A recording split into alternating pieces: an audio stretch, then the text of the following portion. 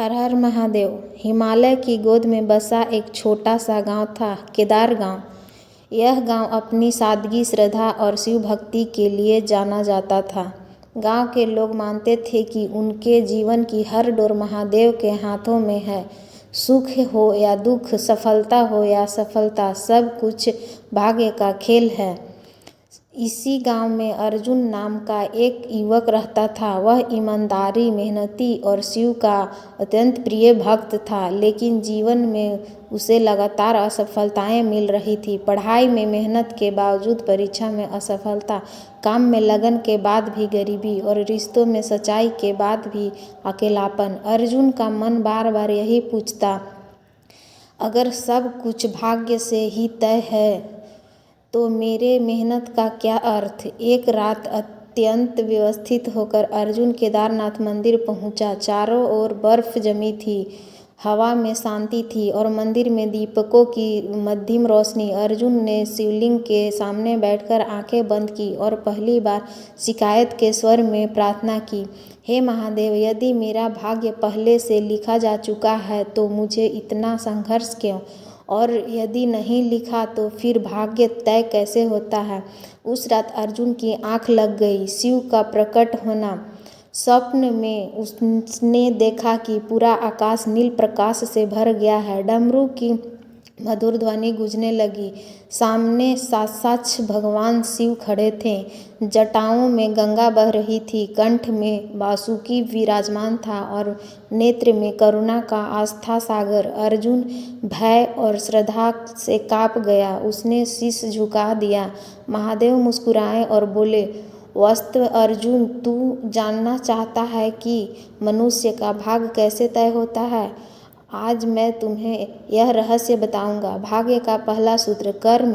शिव ने अपने त्रिशूल को धरती पर टिकाया और बोले, मनुष्य का भाग्य सबसे पहले कर्म से तय होता है। जो तू आज करता है वही फल बनकर तेरे सामने आता है। भाग्य कोई पत्थर पर लिखी इबारत नहीं, बल्कि बहती नदी है जिसका रुख तेरे कर्म बदल सकते हैं। अर्जुन ने पूछा, लेकिन प्रभु, कई लोग तो बुरे कर्म करके भी सुखी क्यों दिखते हैं। शिव गंभीर हुए, वस्तुतः कर्म का फल तुरंत नहीं, उचित समय पर मिलता है। जैसे बीज आज बोया जाता है, फल कल मिलता है। कुछ फल इस जन्म में, कुछ अगले जन्म में। दूसरा सूत्र सोच और भावना। महादेव ने अपने मस्तक की चंद्रमा की ओर इशारा किया। मनुष्य की सोच उसका मौन कर्म है। जैसे भावना वैसा भाग्य। जो स्वयं को कमजोर मानता है उसका भाग्य भी दुर्बल हो जाता है, और जो विश्वास करता है उसके मार्ग स्वयं खुलने लगते हैं। अर्जुन को अपने निरंतर नकारात्मक विचार याद आ गए। तीसरा सूत्र पुरुषार्थक। शिव बोले, भाग्य और पुरुषार्थक में संघर्ष नहीं, संतुलन है। मैं स्वयं संहार हूँ, पर बिना कारण कभी संहार नहीं करता। जो मनुष्य प्रयास नहीं करता और भाग्य को दोष देता है, वह स्वयं अपने भाग्य का अपमान करता है। उन्होंने आगे कहा, मैं केवल राह दिखाता हूँ, उसमें प्रवेश मनुष्य को स्वयं करना होता है। चौथा सूत्र समय और धैर्य। महादेव ने काल भैरव का रूप दिखाया। हर भक्त का समय अलग होता है। किसी का सूर्योदय प्रातः होता है, किसी का संध्या में। जो धैर्य खो देता है वह अपने भाग्य से पहले ही हार मान लेता है।